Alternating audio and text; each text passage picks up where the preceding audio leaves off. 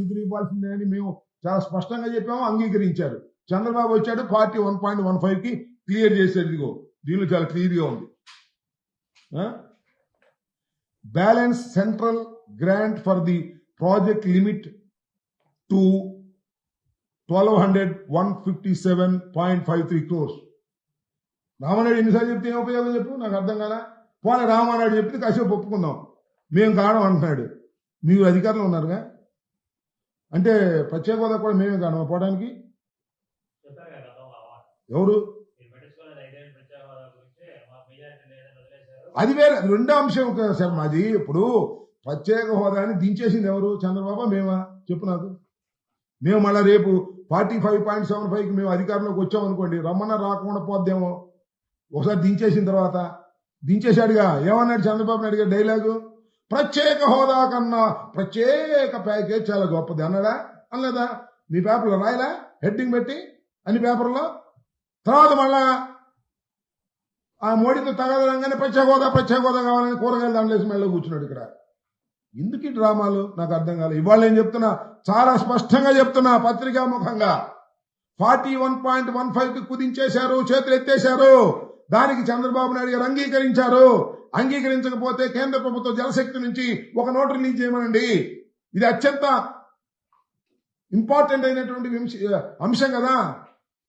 ఇక్కడ మన రాష్ట్రానికి పోలవరం ప్రాజెక్టు లేదండి, మేము 41.15కి పరిమితంగా లేము, కేంద్ర ప్రభుత్వం 45.72 వరకు కూడా మేము నిధులు ఇస్తామని చెప్పమని ఒక మాట అయిపోయా. పొరపాటు అయిపోయిందండి, మా తప్పు అయిపోయిందండి, మేము పొరపాటుని అర్థం చేసుకోలేదు, రామానాయుడు గారు పొరపాటుని అర్థం చేసుకోలేదు, చంద్రబాబు నాయుడు గారు, లోకేష్ గారు అని చెప్పి తప్పుకుంటాం. చెప్పనండి, రేపు చెప్పనండి, మీరు వెళ్ళినప్పుడు అడగండి. కేంద్ర మంత్రులు తిరుగుతున్నారు కదా రోజు బుయ్యమని. ఇప్పుడు న్యాయ పోరాటం ముందు, ఇప్పుడు ఇది న్యాయ పోరాటానికి సంబంధించిన అంశం కాదు. ఇది చట్టంలో ఇప్పుడు ప్రత్యేక హోదా ఎత్తేస్తే న్యాయ పోరాటం చేశామా? ప్రభుత్వం వాళ్ళు ఉన్నారు కదా. I'm questioning the government, I'm questioning Chandrababu Naidu. రాష్ట్ర ప్రయోజనాల కోసం నిరంతరం పనిచేసేటటువంటి వ్యక్తి అంటున్నాడు. ఆయన మొన్న అంటున్నాడు, నేను రాత్రి పడుకోబోయే ముందు ఇవాళ ఏం మంచి పనులు చేశానా అని ఆలోచిస్తా అంట, పొద్దున్న లేవగానే మళ్ళీ ప్రజలకు ఏం చేయాలో ఆలోచిస్తా అంట. నువ్వు నేను నమ్మాలి. పోలవరాన్ని ముంచేసి ప్రత్యేక హోదాని కాజేసిన మహానుభావుడు. నేను అడుగుతుంది ఇక్కడ న్యాయ పోరాటం చేయటం చేయకపోవడం, that is a different matter. న్యాయ పోరాటం చేయడానికి ఎక్కడుందా అంశం? ఒక గవర్నమెంట్ అంగీకరించిన తర్వాత న్యాయ పోరాటాలు తేలుతున్నాయా? న్యాయ పోరాటాలు కాదు. నువ్వు వాళ్ళ ఒక గవర్నమెంట్ ఈ రాష్ట్ర ప్రభుత్వం కేంద్ర ప్రభుత్వంలో భాగస్వామ్యంగా ఉంది. మీరు దీన్ని అంగీకరించుకోకుండా వ్యతిరేకించే శక్తి మీకుంది. అదృష్టం ఏంటంటే చంద్రబాబు నాయుడు గారికి, చంద్రబాబు నాయుడు గారి దగ్గర ఉన్నటువంటి పార్లమెంటు సభ్యులతోనే కేంద్రం నడుస్తుందయ్యా. అంత కీ పోస్ట్ లో ఉన్నాడు. ఆయన వదిలేశాడు. పోలవరం పోతే పోయింది, ప్రత్యేక హోదా పోతే పోయింది, మా అబ్బాయి కిరీటం పెడితే చాలు అనుకుంటున్నాడు ఆయన. అది వచ్చిన ప్రాబ్లం. మా అసమర్థుడైన మా పసిరాజాకి కిరీటం పెట్టేస్తే చాలు, దానికి కేంద్రం అంగీకరించాలి, పవన్ కళ్యాణ్ అంగీకరించాలనే తాపత్రయంలో ఉన్నారు తప్ప పోలవరం గురించి ఆలోచించే పరిస్థితుల్లో లేడని చెప్పడానికి ఇది తాజా ఉదాహరణ. నువ్వు ఇందాక చెప్పినట్టుగా రామానాయుడు మీ వల్లే 41.15కి వచ్చింది అన్నాడంటే 41.15కి వచ్చిందని అంగీకరించాలని అనుకోవాలి. చెప్పాలి కదా సమాధానం. మా గౌరవనీయమైనటువంటి ఇరిగేషన్ మంత్రి గారు రామానాయుడు గారిని అడుగుతా ఉన్నా, ఊహే పచ్చ చొక్కేసి తిరగడం కాదు. ఈ అన్యాయం జరుగుతుంది అడ్డం పడమంటున్నా. రోజు మా మీద స్టోరీలు రాయటం కాదు. ఏది ఈనాడు, ఆంధ్రజ్యోతి, ఈ రాష్ట్రానికి అన్యాయం జరుగుతుంది రాయండి స్టోరీ. తర్వాత మా మీద రోజు రాసుకుందరు, ఆవిడ అవినీతి చేశాడు, వీడు అవినీతి చేశాడు, అన్ని కోట్లు తిన్నాడు, ఇన్ని కోట్లు తిన్నాడు, మందులో ఇంత పోయింది, దానిలో ఇంత పోయింది, రోజు ఒక స్టోరీ రాసుకుంటున్నారు. ఆంధ్రజ్యోతి, ఈనాడు మళ్ళీ రాసుకోమని ఉంది, దీని మీద రాయండి.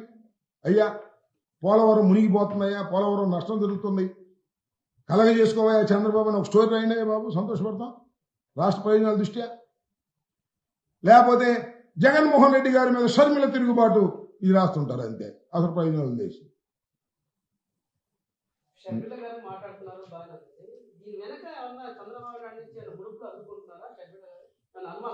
ఆ ముడుపులు అందుకుంటున్నారో లేదో నాకైతే తెలియదు, కానీ చంద్రబాబు నాయుడు గారి డైరెక్షన్లోనే ఆమె నడుస్తుంది అనేది నాకు ఉన్నటువంటి సమాచారం.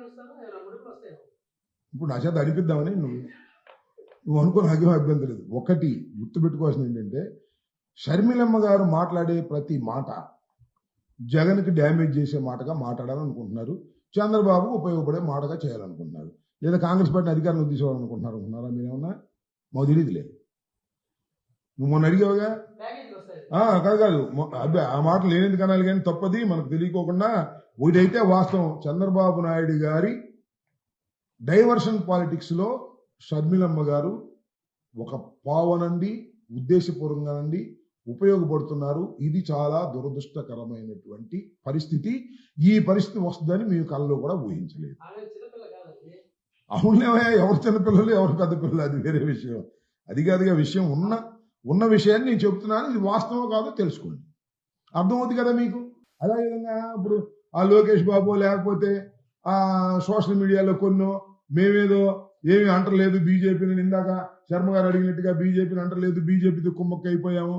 మాకు అసలు అలాంటి విషయమే మేము దూరం. కుమ్మక్కులకు మేము వ్యతిరేకం. మేము ఈ వక్ఫ్ బోర్డు బిల్లు విషయంలో చాలా స్పష్టంగా ఉన్నాం. విప్పు జారీ చేశాం. మేము దీనికి వ్యతిరేకం. ముస్లిం మైనారిటీస్కి అండగా ఉన్నాం. మా శక్తి కొలది ప్రయత్నం చేస్తాం. మాకు డబుల్ స్టాండర్డ్స్ లేవు, ఉండవు. డబుల్ స్టాండర్డ్స్ ఉండేది చంద్రబాబు నాయుడికి. మేము సుబ్బారెడ్డి గారు కూడా మాట్లాడారు, చాలా క్లియర్గా ఉన్నాం. దానిలో ఏ విధమైన సందేహము లేదు. We're supporting the Muslim minorities. ఈ వక్ఫ్ బిల్లులోకి కేంద్ర ప్రభుత్వం రావడం అనేది రాజ్యాంగం మీద దాడి చేయటం, వారి మతంలో ఇంటర్ఫీర్ కావటం ఇది తప్పు. భారతదేశానికి స్వాతంత్రం వచ్చిన దగ్గర నుంచి ముస్లిం మైనారిటీలు తమ హక్కుల కోసం తాను పోరాడుతున్నారు. వారికి మనం కూడా సపోర్ట్ గా ఉన్న ప్రభుత్వాలు తప్ప ఈ విధంగా ఎంకరేజ్ అవడం అనేది చాలా దుర్మార్గమైనటువంటి విషయం అనే విషయంలో ఏ విధమైన సందేహము మాకు లేదు. You are very clear.